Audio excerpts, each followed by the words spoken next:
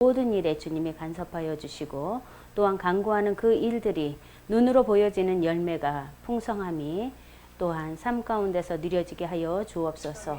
오늘도 주님이 함께하여 주실 줄 믿고 우리 구주 예수 그리스도의 이름으로 기도드렸습니다. 아멘. 이번 학기는 사사기입니다. 이제 사사기의 관점을 어떠한 관점으로 보느냐, 복음적인 관점으로 사사기를 볼 것입니다. 특별히 더욱더 이제 이번 학기의 그 교재는 제가 신학교 다닐 때 보았던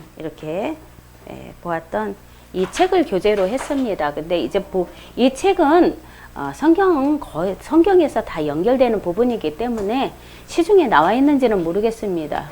그래서 요거 상하권으로 나눠져 있는데 한번 제가 알아볼게요. 그래서 내용이 참 괜찮아요. 그래서 물론 또 성경으로 성경적인 관점으로 주 본 교재는 성경입니다. 주 본 교재는 성경이고, 이거요? 네네.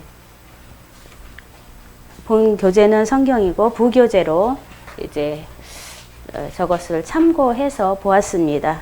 그러니까 오늘 1강입니다.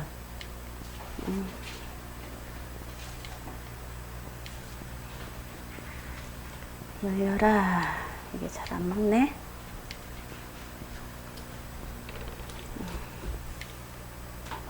왜 안 넘어가지?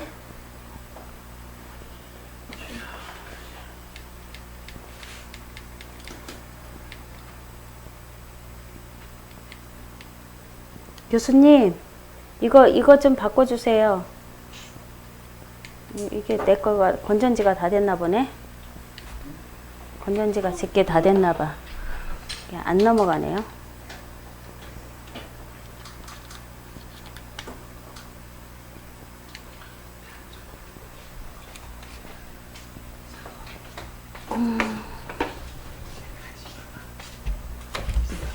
네, 감사합니다.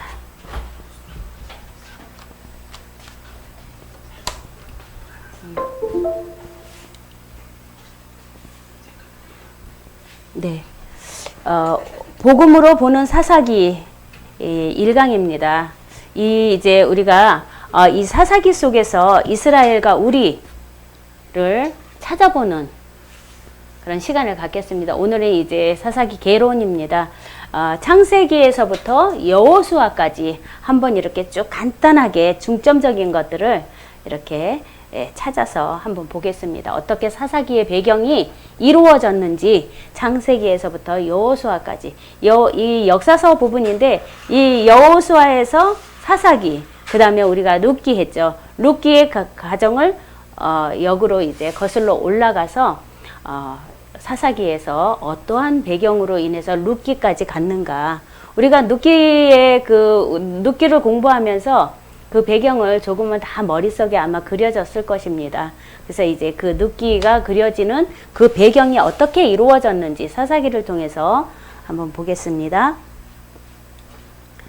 선악과를 따먹고 타락해버린 인간들의 끊임없는 생존 방법은 스스로 왕이 되기 위하여였습니다. 스스로 왕이 되기 위하여. 선악과를 따먹은 따먹고 타락해버린 그 생존의 방법은 무엇이냐? 스스로 왕이 되기 위해서였습니다. 그리고 왕이 된다라는 것은 무엇입니까?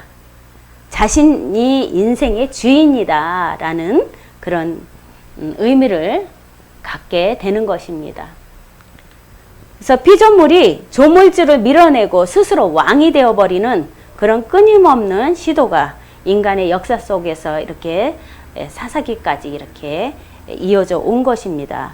그것은 이제 택함받은 하나님 나라의 백성들에게 서로 동일하게 이렇게 나타나는 그런 부분을 볼 수가 있습니다. 그래서 성경이 사사기를 통해서 말하려는 것이 바로 이것입니다. 왜냐하면 스스로 왕이 되기 위해서 그리고 또 자신의 인생의 주인이 이게 다 교만해서 또 하나님 말씀에 불순종해서 나오는 것들입니다. 그래서 피조물이 조물주를 밀어내버리는 주인이 바뀌어버리는 그런 상황까지 이렇게 인간의 그 타락성을 볼 수가 있는 것입니다. 그래서 사사기는 하나님의 은혜로 가나안 땅을 밟았음에도 왕되려는 습성을 놓지 못한 이스라엘의 모습을 사사들에게 보여주는 그런 내용으로 이렇게 기록이 되어 있습니다. 그리고 또 하나님을 섬겨야 함에도 늘 그러지요. 왕이 없으므로 자기의 소견대로 행했다라는 그런 이 말씀이 계속 이어져 왔습니다. 그래서 왕이 없으므로 자기의 소견에 옳은 대로 행했다. 이것은 범죄의 현장을 고발하는 그런 사사기 속에서의 우리의 이 불순종한 그 하나님 말씀에 불순종한 왕이 없기는 왜 없습니까? 하나님이 왕인데 인정치 않는다라는 것입니다. 조물주를 밀어내고 피조물이 왕이 되려고 하기 때문에 영원하신 하나님의 존재가 보이지 않는 그런 불신앙을 보여주는 그런 현장을 고발하고 있다는 것입니다. 그래서 우리 안에 이스라엘과 똑같은 모습을 하고 있는 그런 모습을 볼 수가 있습니다. 그래서 오늘날 교회는 사사기 속의 사사들에게서 용사를 찾아내고자 합니다. 오늘날 이 사사기, 이 교회 안에서 용사를 만들어내는 그런, 그러니까 용사가 무엇입니까? 높아지는 힘센 사람들, 자기의 권력, 명예, 그런 사람들을 찾아내고 있습니다. 그래서 세상 왕들이 추구하는 모습을 이렇게 읽어내고 있는데, 이 성경에서 용사는 우리 교회에서는 용사가 필요 없다라는 것입니다. 왜냐하면 교회에서 하나님에 의지해서 살아가는 자들이 무슨 용사가 필요하겠습니까?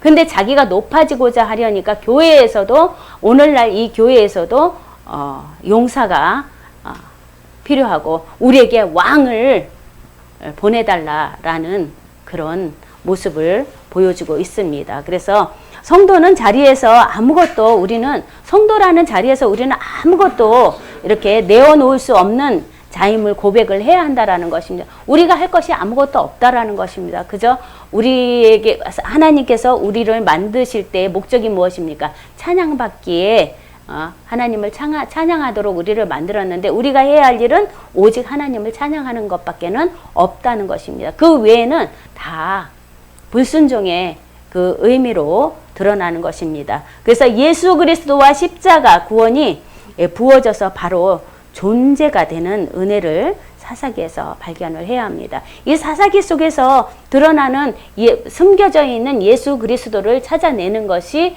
이번 학기에 우리의 몫이라는 것입니다.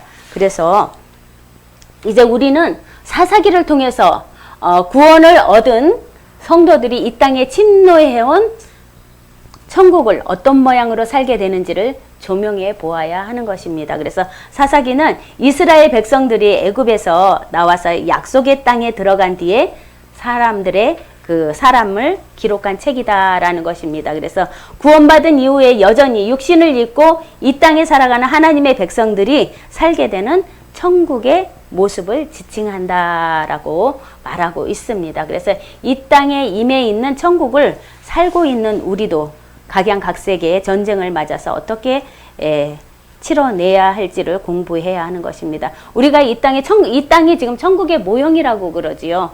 천국의 모형이라고 이렇게 말하는데, 우리가 이 땅에서 어떻게 천국의 모형, 천국이라는 이 삶을, 천국에서의 삶을 어떻게 이루어 가야 하는 것인지라고 이렇게 우리가 사사기를 통해서 이렇게 찾아내야 하는 것입니다. 그래서 두 번째는 누가 왕인가입니다. 누가 왕인가? 하나님을 왕으로 모셔야 함에도 이를 외면하고 망각한 사람들에게 하나님께서 친히 왕이 되어주시고 그 사람을 어떻게 이끄시는지를 상세하게 이끌어 주는 그런 부분을 우리는 발견을 해야 합니다. 그래서 우리는 사사기를 통해서 인간의 불가능함과 무력함을 낱낱이 폭로당하게 될 것입니다.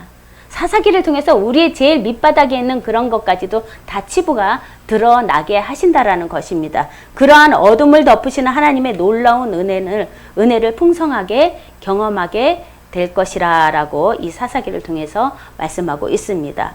하나님을 왕으로 모셔야 함에도 이를 외면해 버린다는, 이 외면하고 망각한 사람들에게 하나님께서 친히 왕이 되어 주시고 그 사람을 어떻게 이끄시는지 상세하게 그려 주시는 것을 볼 수가 있습니다. 그래서 이 성경은 언약의 책인데, 성경은 크게 이제 구약과 신약으로 나누어지지만 전체적인 성경 66권을 보았을 때는 언약이라는 그런 약속의 책이라는 것입니다. 우리가 너무나 잘 알고 있지만 출애굽기 19장 5절과 6절에 한번 펼쳐서 보시기 바랍니다. 출애굽기 19장 5절과 6절. 어떠한 말씀으로 우리에게 조명해 주시는지, 창세기 출애굽기 19장 5절과 6절.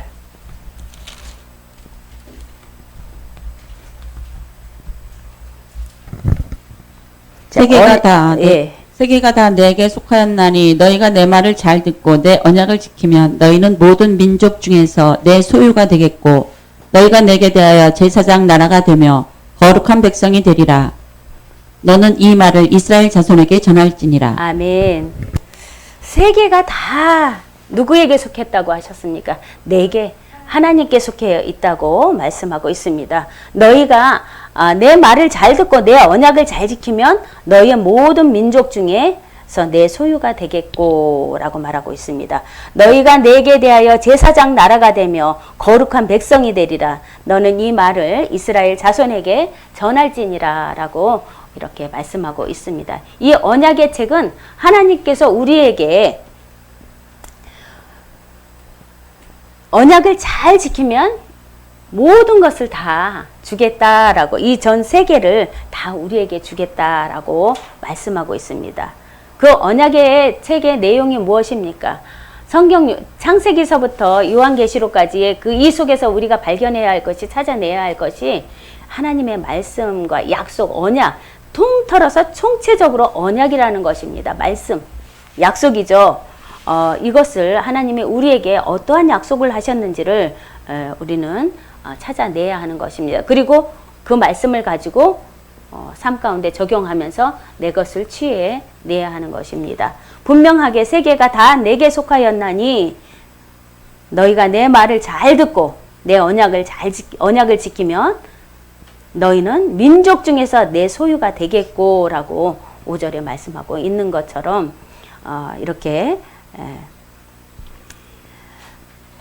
하나님이 세우신 망고불면의 그 법칙이 언약이라는 것입니다. 그래서 선악과를 먹으면 죽고 선악과를 먹지 않으면 죽지 않는다는 것. 곧 내 말을 잘 듣고 순종하면 생명나무 실과를 먹고 영생한다는 그것이 바로 언약의 약속의 말씀입니다. 아담과 하와의 그 선악과 사건을 보면은 하나님은 이렇게 아담과 하와의 선악과 사건을 보면 인간은 하나님의 말씀에 순종하지 않았다라고 말합니다. 우리가 창세기 2장 16절과 17절의 말씀을 보면은 여호와 하나님이 그 사람에게 명하여 이르되 동산 각종 나무의 열매는 내가 임의로 먹되 선악을 알게 하는 나무의 열매를 먹지 말라. 내게 먹는 날에는 반드시 죽으리라 라고 이렇게 창세기 2장 16절에서 17절에 분명하게 말씀하였습니다. 여호와 하나님은 그 사람에게 명령하여 이르되 동산 각종 나무의 열매는 임의로 먹되 선악을 알게 하는 나무의 열매는 먹지 말라. 분명 먹는 날에는 죽으리라 했습니다. 이에 하나님은 반드시 그들을 죽여야 했습니다. 왜냐하면 정령 죽으리라 했기 때문에 먹지 말라고 했는데 먹었습니다. 그러면 하나님의 언약이 무엇입니까? 정령 죽으리라 했습니다. 그러면은 아담과 하와는 죽을 수밖에 없습니다. 죽어야 했습니다. 왜? 하나님의 약속이기 때문에. 그런데 뜬금없이 하나님이 아담과 하와를 위해서 가죽옷으로 치마를 입혀서 인간의 그 사망을 덮어버린 것입니다.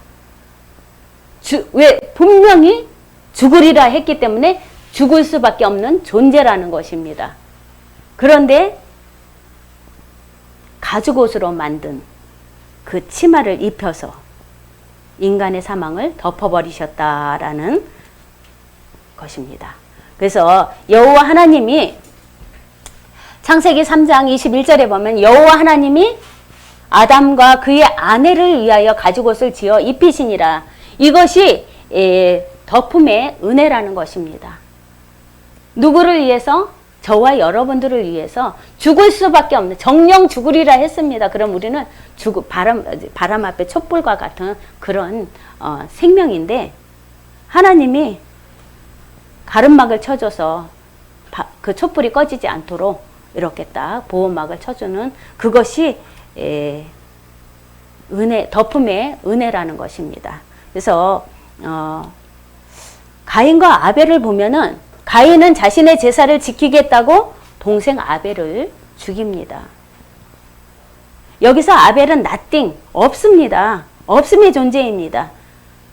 이는 흙에서 나와서 흙을 갈며 사는 자로서 자아인식이라는 것입니다. 근데 없음의 아벨은 또 어떻게 바뀌었습니까? 있음의 대명사인 가인에게 살해를 당해버립니다. 하나님이 허락하신 이 세상에는 두 종류의 인간이 있습니다. 자존심을 지키기 위해서 타인을 죽이는 사람과 또 그 손에 맞아 죽지만 하나님께서 덮으시는 그 은혜로 부활하는 사람들이 있다는 것입니다. 부활하는 사람이 있다는 것입니다. 우리가 가인과 아벨의 그 죽음으로 인해서 왜 죽었냐, 왜 가인의 제사는 받지 않고 아벨의 제사는 받았느냐라는 것이 늘 난제 중에 난제였습니다. 그리고 늘 이 부분에서 왜 가인의 제사는 받지 않았는가? 왜 그들이 가인은 농사를 짓는 사람이었습니다. 아벨은 목축업을 하는 그런 일을 하였습니다.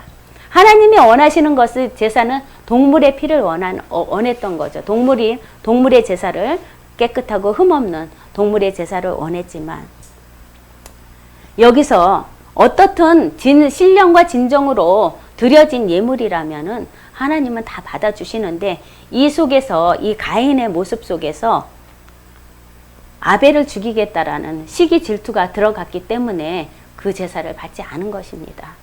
그리고 아벨은 흙에서 나와서 흙을 갈며 사는 자로서의 자아 인식을 말하고 또 없음의 아벨은 있음의 대명사인 가인에게 살인되었음을 말하고 있습니다. 그래서 죽이는 자와 죽는 자 모든 인간들이 네피림입니다. 용사, 유명자를 추구하면서 사는 가운데 노아라는 사람만이 하나님의 은혜를 입었습니다. 네피림이 어떤 사람입니까? 용사입니다. 큽니다. 노아는 하나님의 은혜를 입었으며 120년간 살면서 사람들이 조롱거리가 되었습니다. 왜냐하면 노아 방주를 지으면서 그 당시에는 비가 없었는데 비가 창수가 날 것이니까 방주 안으로 다 들어와라 했을 때 얼마나 그 많은 사람들의 조롱거리가 되었겠습니까? 그것은 곧 노아의 죽음을 앞두고 있었기 때문입니다. 노아는 하나님의 은혜를 입으며 120년을 살면서 사람들의 조롱거리가 되었으며 그것은 곧 노아의 죽음이었습니다. 왜냐하면은 하나님은 없음의 자리로 폭로된 노아만 살려내시고 다 잘난 사람들은, 다 있음의 사람들은 다 수장을 시켜버린 것입니다. 그래서 네피림도 죽었고 거인도 죽었고 용사 죽었고 유명한 자들 전부 다 하나님은 죽이셨습니다. 노아의 가족만, 그것은 하나님의 말씀에 순종한 자들만 살아남게 된 것입니다. 네피림은 하나님의 아들들이 인간의 사이에서 태어난 자들을 말합니다. 왜냐하면 우리가 창세기 6장에 보면은 하나님의 아들과 사람의 딸들이 결혼을 해서 난 자들이 네피림이다라고 말하죠. 네피림은 히브리어로 다른 사람을 넘어뜨리는 자라는 그런 뜻을 가지고 있습니다. 그리고 또 가나안 땅의 거인족을 또 말하고 있습니다. 그래서 세상의 힘에 의지해 살아가는 이들은 자신들의 자신들의 그 연약함을 폭로되어야 하는 하나님의 은혜를 달가하지 않았다라는 것입니다. 하나님의 은혜가 들어갈 때에는 자신들의 그런 부끄러운 모습들이 다 드러나죠. 그러니까 항상 하나님의 은혜를 깨달은 자는 저도 무심결에 주여 용서하소서.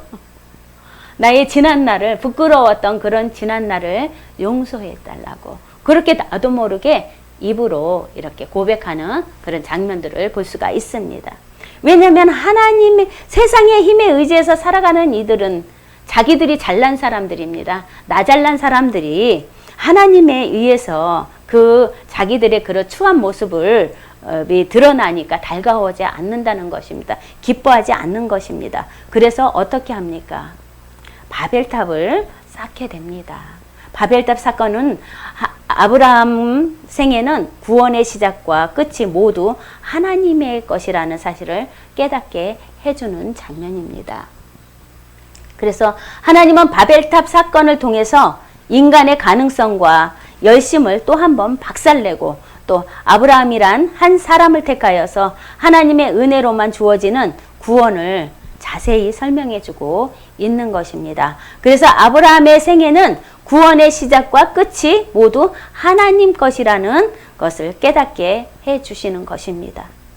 아브라함의 생애는 구원의 시작과 끝이 모두 하나님의 것이라는 것. 우리 여러분들의 생애가 바로 아브라함의 생애처럼 구원의 시작과 끝이 모두 하나님의 것으로 시작해서 끝을 내야 하는 것입니다. 그래서 우상이나 만들어서 팔던 그런 구제불능의 남자가 하나님을 만나서 이렇게 구원을 이루어가는 또 그 구원이 어디에서 완성이 됩니까? 모리아산에서 완성이 되어가는 것을 볼 수가 있습니다. 그 모리아산이 예루살렘입니다. 예루살렘 그 예수 그리스도의 십자가를 완성한 것을 그렇게 그곳에서 보여주는 것입니다. 그래서 우상이나 만들어 팔던 구제불능의 이 남자에게랑 우리를 또한 비추어서 볼 수 있어야 합니다.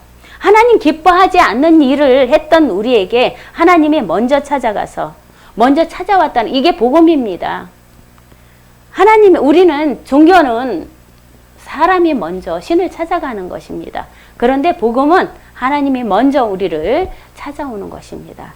그래서 하나님은 먼저 찾아가 구원을 시작하셨고 그 구원은 모리아산에서 예수 그리스도의 십자가 완성을 통해서 보여주신 것입니다. 그 와중에도 아브라함은 실수하고 실패를 합니다. 이것이 바로 오늘 우리의 모습입니다. 하나님 말씀에 순종하며 살겠습니다. 그러면서도 뒤돌아서서는 또 다른 보기에 안 좋은 짓들을 하는 그런 모습들이 바로 우리의 성정과 똑같다는 것입니다. 그래서 또 요셉의 그런 또 모습을 이렇게 또 보면은 요셉의 해고를 보면은 이스라엘이 요셉의 해고를 앞세워가는 그곳은 약속의 땅이라는 것입니다. 이스라엘 백성들이 요셉의 해고를 가지고 출애굽을 했습니다. 어디로? 약속의 땅으로 가기 위해서. 그리고 또 하나님은 구원과 영생을 설명해 주기 위해서 아브라함의 후손들을 애굽으로 들여 보내신 것입니다. 그래서 아브라함의 후손이 이제 애굽으로 들어가서 그들의 노예로 만들어 버리고 또 세상을 상징하는 애굽으로부터 맞아 죽고 고난 당하다가 출애굽을 시키는 장면들이 이렇게 보여집니다. 아브라함의 후손들이 맨 처음에는 어떻게 갔습니까? 야곱의 그 자손들 70명을 이끌고 요셉의 그 치리하는 그 땅에 가서 고센이라는 땅에 가서 시작된 곳입니다. 거기서 많은 이 히브리 사람들이 자손이 번창해서 크게 되었습니다. 그리고 그 당시에 바로 왕이 아니었기 때문에 요셉을 모르는 왕이 그 자손이 왕이 되면서 너무 번창하니까 위기감을 느낀 것입니다. 그러니까는 노예로 그냥 이렇게 채 밑바닥에 그런 힘든 일들을 하는 그런 모습을, 그런 일들을 시키면서 그렇게 인간의 존엄성을 막 이렇게 떨어뜨리는 그런 일들을 히브리 사람들에게 하게 된 것입니다. 그래서 무력함과 연약함을 폭로당하면서 이스라엘이 요셉의 그 해골을 앞세워서 들어가는 그 약속의 땅, 그리고 그들을 애굽의 노예로 만들어 버렸고, 또 백성들은 노예가 되어서 세상을 상징하는 애굽으로부터 맞아 죽고 고난 당하는 그런 모습들을 볼 수가 있는 것입니다. 그래서 가인과 아벨처럼 하나님의 백성을 두들겨 패는 세상의 장자들이 모두 죽임을 당하고, 세상의 힘을 상징하는 애굽의 군사들도 모두 홍해에 빠져 죽는 모습을 볼 수가 있습니다. 그러나 그들에게 죽도록 두들겨 맞았던 하나님의 백성들은 되살아나는 그런 모습을 볼 수가 있습니다. 그들이 한 것이라고는 불평과 원망밖에는 없었는데, 하나님은 덮음의 은혜로 패역한 자들을 살려낸 것입니다.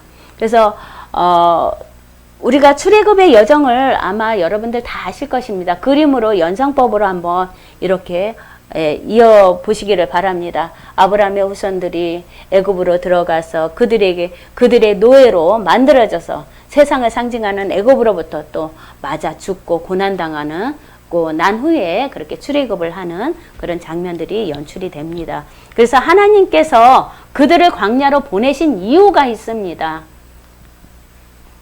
하나님은 하나님의 지혜보다 자신들의 지혜를 더 의지했던 선악과를 따먹은 아담의 실체를 광야로 내몰아 그들이 얼마나 무력한 자인지를 직접 체험케 하신 것입니다. 그래서 여기서 이제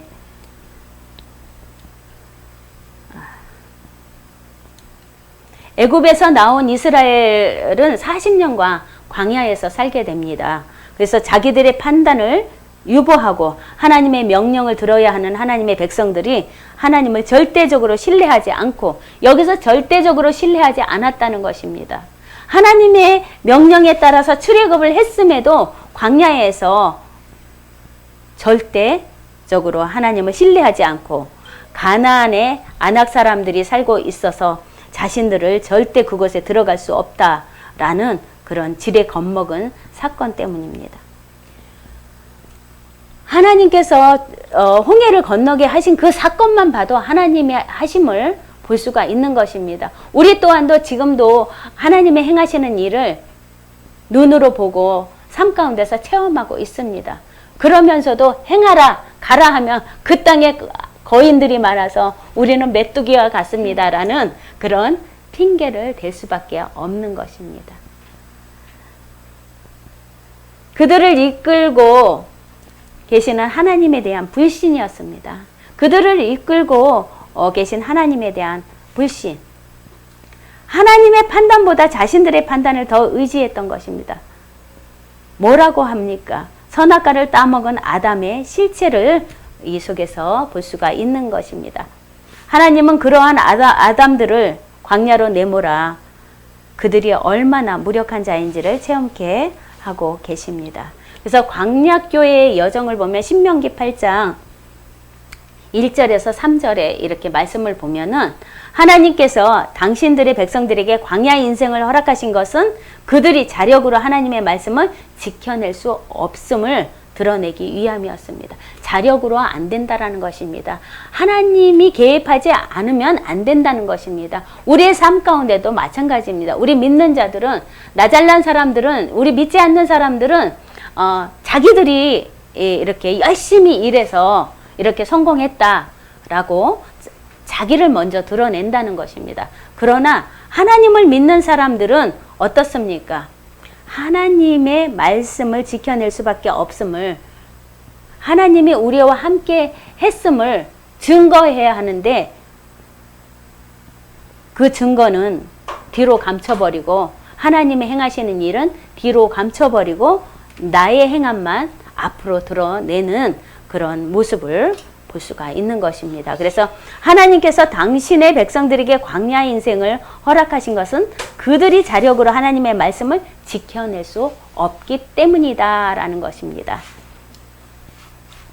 그래서 하나님의 백성들은 끊임없이 세상의 떡을 구하는 삶을 사는데 하나님은 그 세상의 떡이 허황되며 무용하다는 걸 체험케 하시는 것입니다. 물론 가지고 나올 때 다 많이 가지고 나왔습니다. 발효되지 않은 그런 무교병의 떡도 빵도 가지고 나왔습니다. 그렇지만은 그것이 다가 아니라는 것입니다. 하나님은 그 세상의 떡이 때로는 소화불량이 일어나서 병들게 하고 또 뜻하지 않게 그렇게 또 먹는 것에 욕심이 생겨서 그러지요. 광야 생활하면서 뭐라고 합니까? 이스라엘 백성들이 그곳에는 먹을 것이 가마에 고기가 떠나지 않았고 부추와 마늘 그런 것들이 그 모든 것들이 힘을 내는 열을 내는 그런 음식들입니다. 매장지가 없어서 이곳까지 데리고 나왔느냐라고 불평하는 그런 모습들. 왜 나를 그냥 가만히 놔두지? 주의 종으로 불러가지고 그러지요. 왜 나를 그냥 일하는데 그냥 그 잘 나가는 회사에 그냥 놔두지? 돈 벌어 먹게 하지? 왜 그냥 끄집어 내려가지고 나에게 이런 고생을 하게 하느냐고. 이스라엘 백성들이 정말로 그때를 자꾸 회상하는 것입니다. 애굽에 그 종으로 있었을 때가 더 좋았다고. 우리는 절대는 이제 뒤돌아보는 삶이 되어서는 안 된다는 것입니다. 진짜 복은 어떤 복이냐? 하나님의 말씀을 쫓아 순종하는 그런 복이라는 것입니다. 티끌로 사는 것임을 깨닫게 하시려고 우리를 티끌로 사는 것임을 깨닫게 하시려고 당신의 백성들에게 광야를 허락하신 것입니다. 이것은 모든 하나님의 백성들에게 거쳐야 할 과정이라는 것입니다. 그래서 하나님 나라로 들어가는 관문이고 또 스데반 그 집사는 그 광야를 이스라엘의 광야교회라고 그렇게 불렀다고 사도행전 7장 38절에 그렇게 말합니다. 광야의 이스라엘이 곧 교회의 모형이라는 것입니다. 그래서 하나님의 말씀을 쫓아 순종하는 티끌로 사는 것이 복이다라는 것입니다. 우리의 정체는 드러나지 않아야 하고 하나님의 말씀만 드러나야 한다고 그렇게 말씀하고 있습니다. 그래서 이제 또 율법과 제사 제도를 이렇게 보면은 주님은 그 광야교회에서 율법과 제사 제도를 우리에게 주셨습니다. 그것은 광야교회가 율법을 전혀 지켜낼 수 없음을 깨우치고 희생제사의 그 상징인 십자가 제사의 필요성을 가리키기 위함이었습니다. 그래서 율법과 제사를 함께 우리에게 주신 것입니다. 그래서 율법과 제사 제도를 보면은 주님은 그 광야 교회에서 우리에게 율법과 제사 제도를 주셨는데 그것은 어떤 것이냐면은 그 광야 교회가 율법을 전혀 지킬 수 없음을 깨우치고 희생제사의 그 상징인 십자가 제사의 필요성을 가리키기 위함이었습니다. 그래서 율법과 제사를 우리에게 함께 주셨습니다. 율법에서 그 제사의 필요성을 깨달으라고 말씀하고 있습니다. 그래서 하나님의 백성들의 삶이 전부가 다 자신들의 티끌됨을 폭로당하고 또 하나님 은혜를 붙드는 용도로 우리에게 주신 것입니다. 그래서 이렇게 광야에서 첫 세대 장정 60만이 다 몰살을 당하는 것을 우리가 겪게 됩니다. 그래서 이스라엘은 자신들의 불가능함을 순전히 하나님의 은혜에만 기대어 요단강을 건너야 한다라는 것입니다.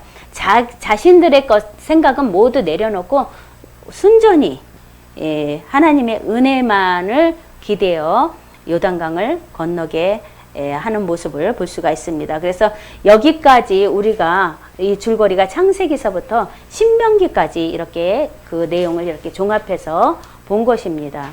그리고 이제 여호수아로 넘어갑니다. 여호수아 그러면 기생을 라합을 빼놓을 수가 없죠. 그래서 야고보서 2장 25절에 또 이와 같이 기생 라합이 사자들을 접대하여 다른 길로 가게 할 때 행함으로 의롭다 하심을 받는 것이 아니냐라고 신약성경 야고보서 2장 25절에 이렇게 말씀하고 있습니다. 기생 라합은 가나안 여자였습니다. 가나안 여인입니다. 즉 함의 후손, 노아의 둘째 아들을 이야기합니다.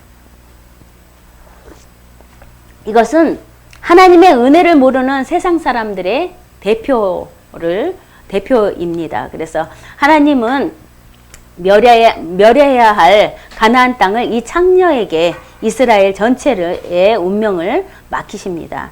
라합이 신고하면은 끝이 납니다. 왜냐하면 여리고 정탐을 보냈는데 라합은 알기 때문에 이스라엘의 광야에서 있었던 또 홍해를 건너서 여리고를 요단강을 건너온 그 내막을 다 알기 때문에 하나님이 어떤 분인가를 알기 때문에 복음을 들었다는 것입니다.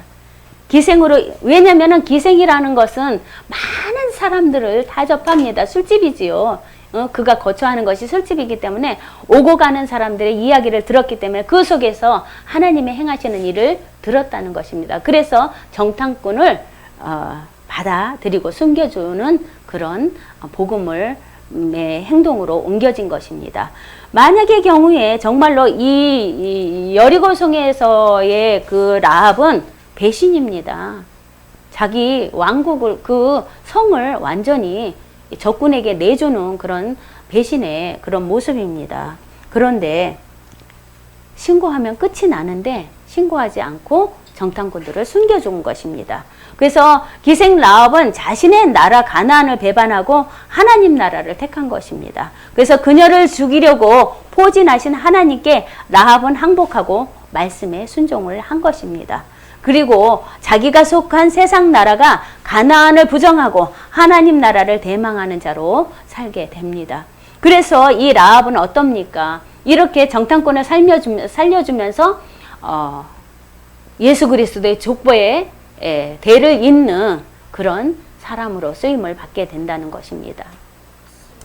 그래서 이렇게 죽음을 감수하고 하나님께 순종한 하찮은 존재의 기생, 우리 또한도 정말로 예수를 알기 전에는 드러나지 않은 그런 생명체들입니다.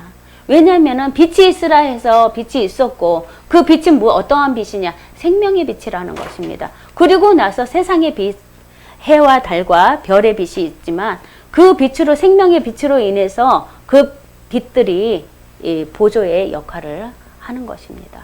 그래서 우리가 생명의 빛이 우리 심령에 들어왔을 때 이 라합처럼 담대함을 표출할 수가 있는 것입니다. 생명의 빛이 우리를 조명하지 않는다면은 우리는 부끄러워서 때로는 그 생명의 빛에 예수 그리스도가 있어야 합니다. 예수 그리스도가 있어서 그 생명의 빛이 그 사람들에게 다 조명해서 비춰질 때 우리의 부끄러운 모습이 드러나잖아요. 우리가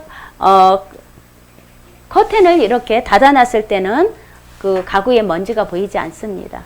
커튼을 열면 태양빛에 의해서 그 먼지들이 눈으로 확 드러납니다. 그럼 제일 먼저 무엇을 합니까? 청소합니다. 닦아냅니다. 눈으로 보여진다라는 것은 청소 깨끗게 하기 위해서 보여지는 것입니다. 그래서 우리는 특별히 더욱더 하나님의 말씀에 조명된 자들이기 때문에 무엇으로? 하나님의 말씀으로 우리를 깨끗하게 청소시키는 그런 작업을 지금 하고 계신다는 것입니다. 그래서 말씀이 들어간 자에게는 겸손해집니다. 왜냐하면 가지치기를 하게 할 수밖에 없습니다. 가지치기를 철저하게 말씀에 조명을 시켜서 가지치기를 하게 하는 것입니다. 우리의 교만 잘라내게 합니다. 우리의 불신 잘라내게 합니다. 시기 질투 잘라내게 합니다. 그 모든 것들이 자기 부인 속에서 그렇게 하나님의 말씀만이 남게 하는 것입니다. 그래서 아이성의 패배와 아간 그리고 아골 골짜기, 여호수아 7장 11절 한번 읽어주시기 바랍니다. 여호수아 7장 11절 말씀. 이스라엘이 범죄하여, 여기 있죠? 이스라엘이 범죄하여 내가 그들에게 명령한 나의 언약을 어겼으며 또한 그들이 온전히 바친 물건을 가져가고 도둑질하며 속이고 그것을 그들의 물건들 가운데 두었느니라 라고 이렇게 여호수아 7장 11절에 말씀합니다. 문제는 두 번째 전쟁에서 발생합니다. 여리고에 비하면 세 발의 피에 불과한 아이성에서 이스라엘이 대패를 합니다. 이때 여호수아가 어떻게 반응을 합니까? 7장 7절 한번 읽어주시기 바랍니다. 여호수아 7장 7절.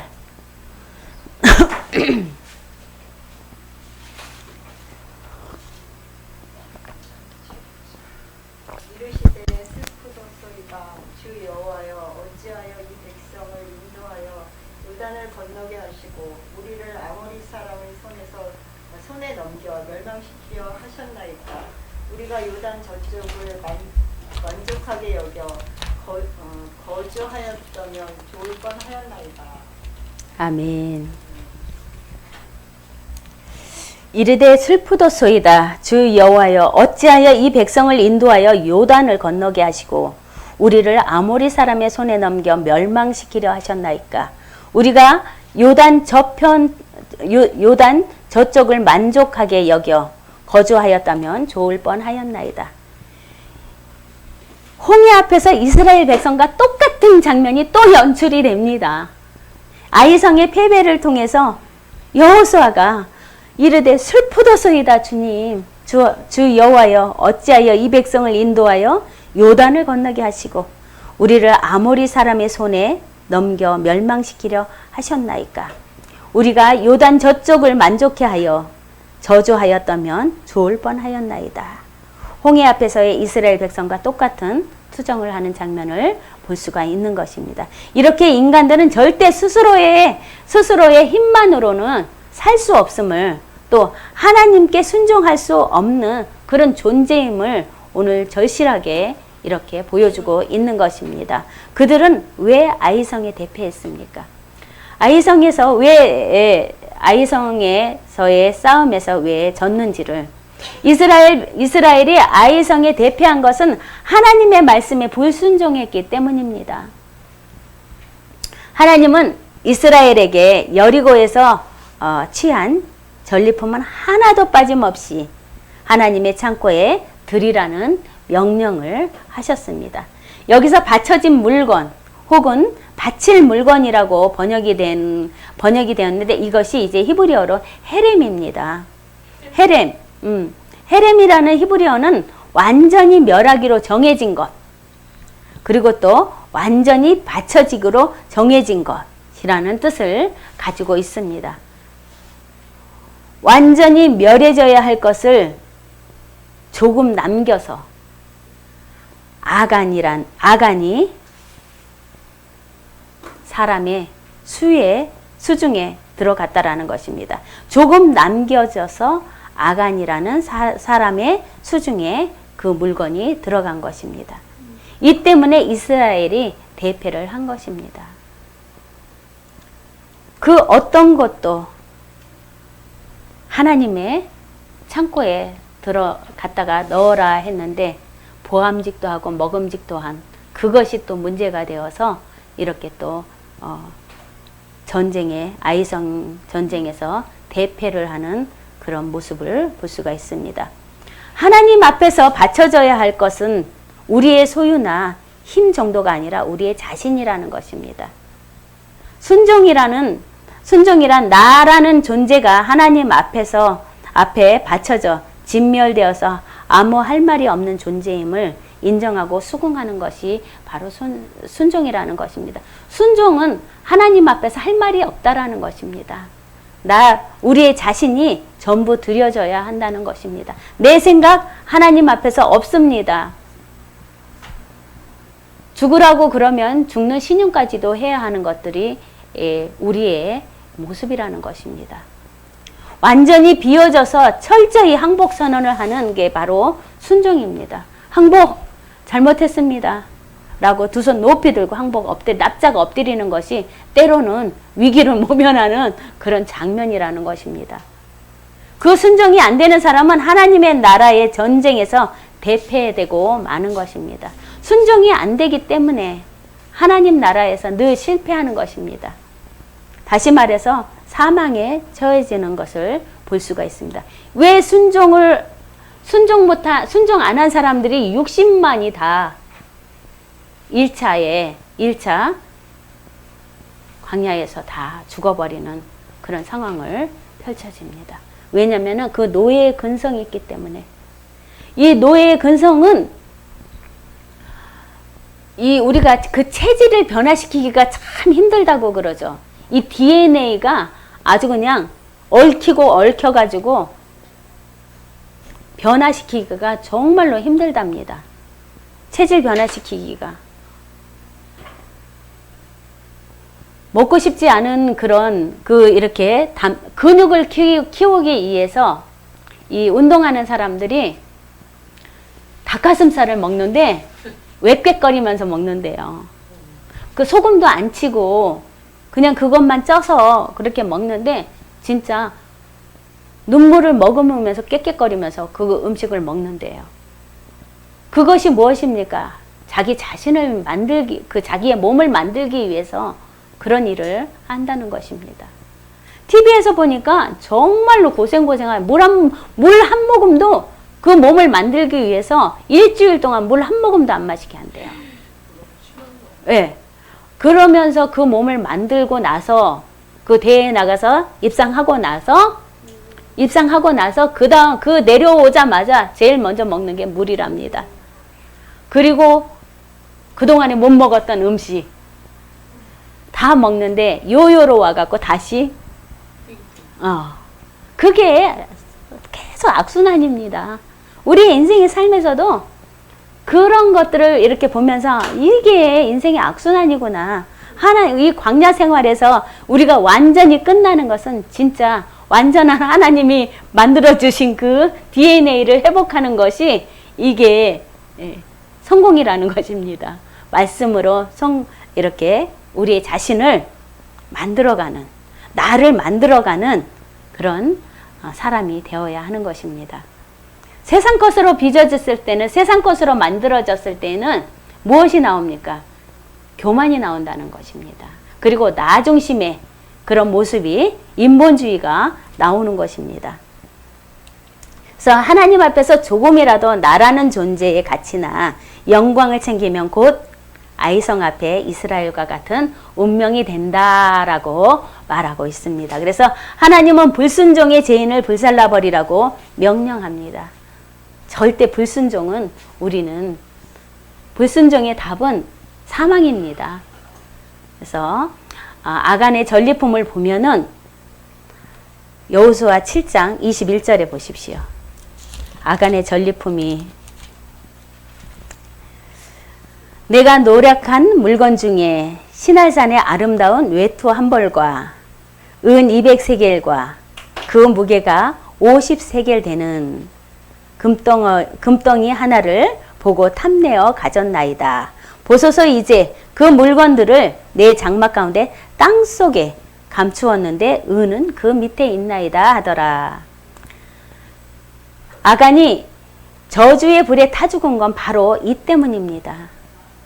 성경은 그가 전리품을 숨기는 그 모습을 이렇게 그리고 있습니다.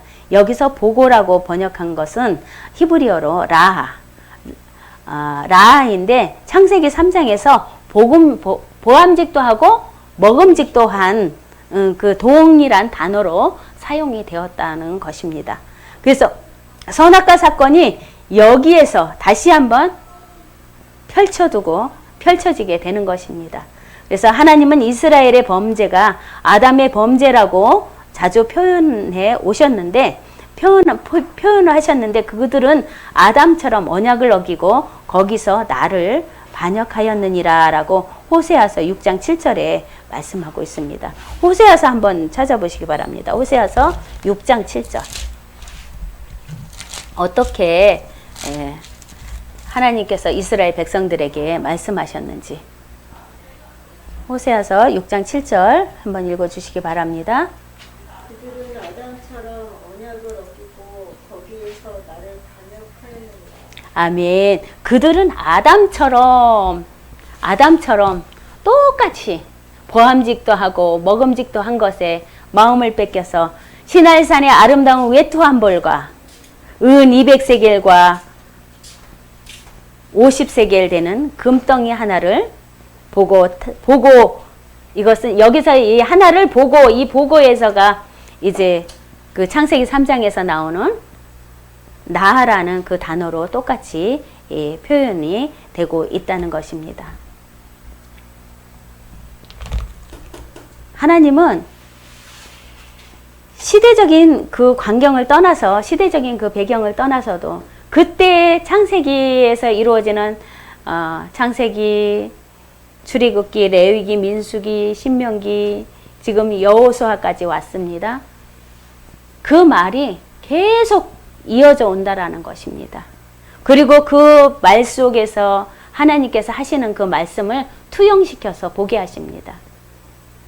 이 아간의 전리품을 통해서 아담의 그 범죄를 다시금 이렇게 들추어 내는 것을 볼 수가 있습니다.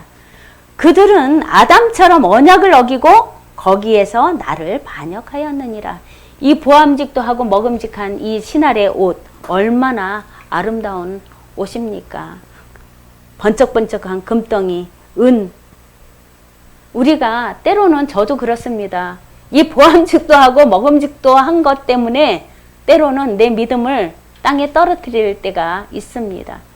왜냐하면은 나에게 있어서 제일 보암직도 하고 먹음직도 하고 나를 시험하는 것이 물질입니다.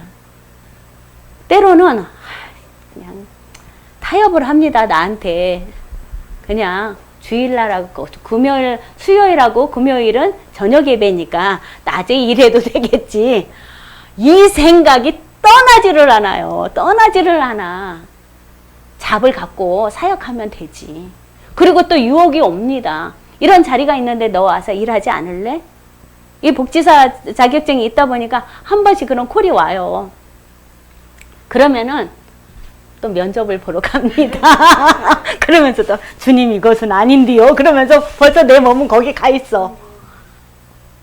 뒤돌아올 때 또 띵 해가지고 네가 지금 어디에 있느냐. 아 그러면은 물질 주세요. 내가 그러면 다른 생각 안 갔죠. 이게 이스라엘 백성의 그 노예 근성이 계속 나를 없음에서 있음으로 무에서 유로 창조하신 하나님 능력자가 내 아버지인데도 불구하고 현실에 보여지는 그것에 이 신할산의 외투 한 벌과 은과 금덩이 때문에 때로는 내 믿음을 팔아버릴 때가 있습니다. 그게 유다와 가론 유다와 똑같지 않은가? 그는 뭐 별개인가? 내가 그지? 라는 그런 생각을 이렇게 해보기도 합니다. 그래서 우리는 항상 조심해야 할 것이 보암직도 하고 먹음직도 한 거. 이것이 내 생각이 들어가기 때문에 우리의 자아가 아직 깨지지 않았다는 것입니다. 하나님의 것으로 채워진다면 어떠한 것도. 왜냐하면 그래서 하나님이 뭐라고 했습니까? 불순종. 그것이 너를 망하게 하는 것이다 라고 이야기하는 것입니다. 그래서 선악과 사건이 여기서 한번 이렇게 다시 또 한번 펼쳐두고 있는 것입니다. 그래서 하나님은 이스라엘 범죄가 아담의 범죄라고 자주 표현해 주고 있습니다. 그래서 호세아서의 말씀처럼 이렇게 그들은 아담처럼 언약을 어기고 거기서 나를 반역하였느니라. 계속적으로 그렇게 우리는 하나님께서 이 아담의 그 아담처럼 언약을 어기고 많이 실망하셨던 그 모습을 볼 수가 있습니다. 부모를 실망시키는 자녀가 되어서는 안 됩니다. 그때 물론 할 수도 있습니다. 그러나 재범벅이 되어서는 안 된다는 것입니다.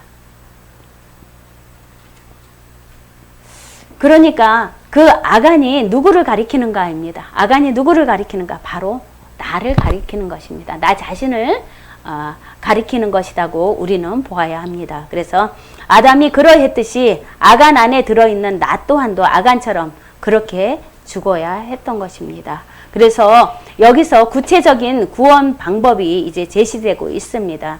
그래서 아간이 뽑히는 과정, 그리고 또 저주의 불에 타 죽어야 할 자가 뽑히고 또 뽑히는 그런 과정을 우리는 봅니다. 그런데 유다 지파에서 뽑히는 것을 볼 수가 있습니다. 그리고 그가 아골 골짜기에서 죽은 후 이스라엘은 아이성에서 승리를 거둡니다.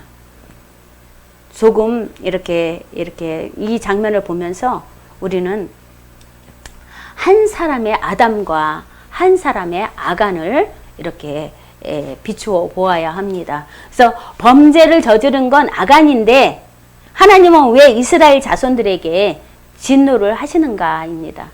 아간이 범죄를 했는데 왜 이스라엘 백성들에게 진노를 하시느냐? 왜 그렇습니까?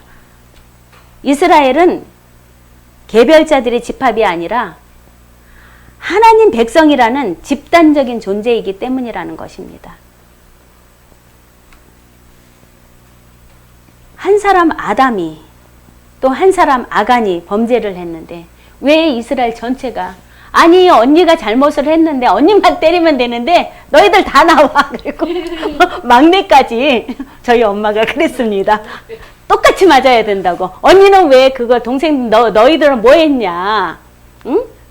언니 그러는 것을 안 해주고 그러면 또 언니는 또 동생이 잘못했어. 너는 또 뭐 했냐? 동생 잘못하는 거 안 붙잡아주고 그렇게 해서 전체적으로 이렇게 다 딱 한 사람만을 야단치는 것이 아니라 동일하게 같이 잘못을 했을 때 엄마에게 야단 들었던 그 모습을 이렇게 생각하면서 아 그랬구나. 왜냐하면 집단적인 그런 가족의 그 형태를 이렇게 말해주고 있다는 것입니다. 그래서 한 사람 아담과 한 사람 아간의 범죄지만 하나님은 그를 대표로 모든 집단을 저주한 것입니다. 그래서 로마서는 이렇게 설명을 합니다. 로마서 5장 19절에 한 사람이 순종하지 아니함으로 많은 사람이 죄인된 것 같이 한 사람이 순종함으로 많은 사람이 의인이 되니라. 그 한 사람이 누굽니까? 우리를 의인으로 만들기 위해서 그 한 사람의 순종함이 바로 예수님입니다. 그래서 아간의 모습 속에서 예수 그리스도의 모형을 말씀하고 있는 것입니다. 아간은 예수 그리스도의 모형입니다. 아간은 자기 죄 때문에 죽었는데 왜 이스라엘이 살아나는 건가라는 것입니다. 그래서 그가 바로 예수 그리스도의 모형이기 때문입니다. 아간을 통해서 하나님은 예수 그리스도를 보여주고 있는 것입니다. 말씀하고 있는 것입니다. 죄인 중에서 뽑히고 또 뽑힌 죄인 중에 괴수인 우리를 예수님은 유다 지파에서 뽑히게 한 것입니다. 그리고 바로 그 아간이 되셔서 대신 죽어주시는 방법으로 죽어야 할 우리 아간들을 살려내셨습니다. 그래서 십자가 구원의 이야기는 아이성 전투에 숨어 있는 것입니다. 십자가 구원의 이야기가 아이성 전투에서 이렇게 숨어 있는 것을 우리가 볼 수가 있습니다. 그래서 하나님 앞에서 완전히 드려져야 하는 자들이 선악과를 따먹고 선악의 그 판단의 주체가 되어버렸다라는 것입니다. 우리가 지적질을 한다는 것입니다. 그것은 잘못되고 이것은 잘한 거야 라고 그렇게 선악과를 따먹고 나서 선악을 판단하는 주체자가 우리가 되어버린 것입니다. 그래서 자기 자존심과 가치와 영광을 챙기려고 했던 그들이 이렇게 돌에 맞아 죽고 불살라져 버려야 하는 그런 상태를 볼 수가 있는 것입니다. 그래서 유다 지파의 후손으로 오신 예수 그리스도께서 그 자리로 내려가서 우리에게 쏟아진 저주를 풀어버리셨습니다.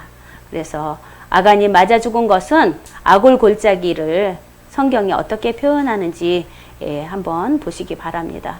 아간이 맞아 죽었던 그 아골 골짜기가 성경에서 어떻게 표현이 되느냐.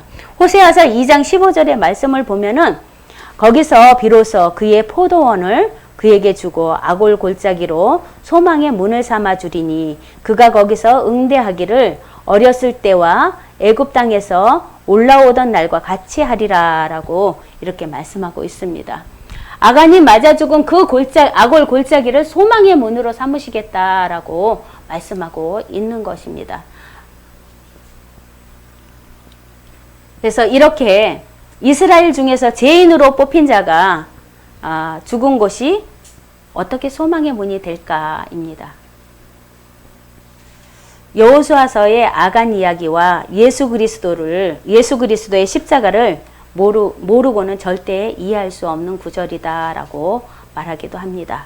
그래서 하나님은 아간의 이야기를 통해서 죄의 실체와 또 그 죄에 응당한 하나님의 저주, 그리고 또 저주가 해결되는 방법까지 아울러서 설명하고 계신 것입니다. 그래서 아간의 이야기가 어떻게 끝나는지를 우리는 보아야 합니다. 그래서 아간이 죽고 아골 골짜기가 생기자 하나님께서 이스라엘에게 승리를 주시는데 완벽한 승리를 주신 것입니다. 그리고 그것이 하나님의 승리라는 것도 잊지 않고 설명해 주고 있습니다. 여호수아서 8장 18절과 또 24절과 26절에 여호수아가 단창을 들어서 아이를 가리키는 동안 하나님께서 전쟁을 하는 장면을 볼 수가 있습니다. 그리고 승리를 이끌어내는 것을 또한 볼 수가 있습니다. 그래서 이 현장에서 우리는 낯설지 않은 장면을 아마 보게 될 것입니다. 그래서 나무에 달린 자, 사탄의 나라를 상징하는 아이성의 왕이 나무에 달립니다. 그래서 해질녘이 되어서 그 시체는 나무에서 내려집니다. 그리고 돌무덤에 갇힙니다. 어디서 많이 본 그림이죠. 예수님도 나무에 달리셨습니다. 왜 나무에 달리셨습니까? 예수님은 저주받은 죄인 중에 계수가 되셔서 나무에 달리신 것입니다. 그런데 이제 여기서 반전이 일어납니다. 그런데 사탄의 나라 왕으로 상징되는 아이성의 왕도 나무에 달리고 돌무덤에 갇힙니다.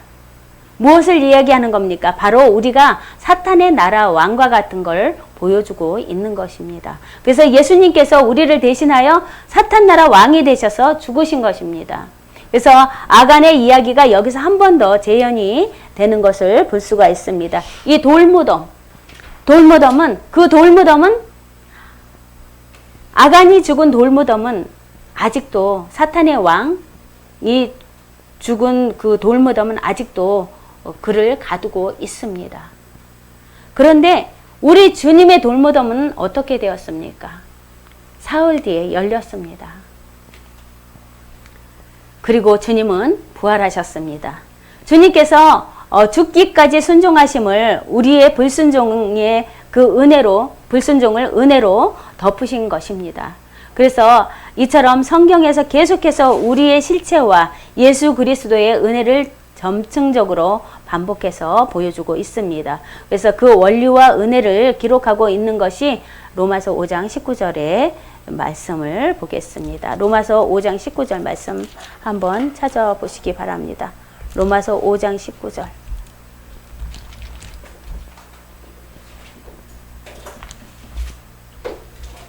사도행전 로마서 5장 19절.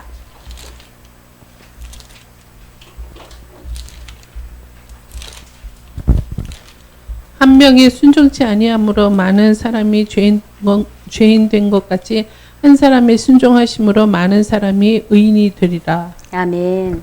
한 사람이 순종하지 아니함으로 많은 사람이 죄인이 된 것 같이 사람이 순종하심으로 많은 사람이 의인이 되리라라고 로마서 5장 19절에 말씀합니다. 한 사람이 순종하지 아니함으로 많은 사람이 죄인 된 것 같이 한 사람이 순종하심으로 많은 사람이 의인이 되리라. 이것이 복음입니다. 내가 죽어야지만이 가문이 사는 것입니다. 교회가 사는 것입니다. 자녀가 사는 것이고 내 주변에서 행하는 일이 살아나는 것입니다. 우리는 이것을 믿기만 하면 됩니다.